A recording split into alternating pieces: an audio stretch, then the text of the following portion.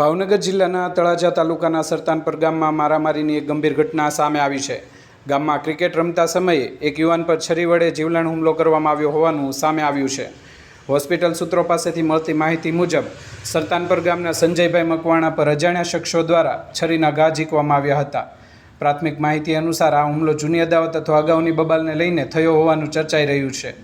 હુમલા બાદ સંજયભાઈ મકવાણાને લોહી લુહાણ હાલતમાં તાત્કાલિક તળાજાની સરકારી હોસ્પિટલ ખાતે સારવાર માટે ખસેડવામાં આવ્યા હતા, જ્યાં પ્રાથમિક સારવાર બાદ ભાવનગર ખાતે રિફર કરવામાં આવ્યા હોવાનું જાણવા મળ્યું છે. ઘટનાની જાણ થતાં સ્થાનિક લોકોમાં ચકચાર મચી જવા પામી હતી. સમગ્ર મામલે પોલીસ દ્વારા તપાસ હાથ ધરવામાં આવી છે. તારું નામ શું ભાઈ?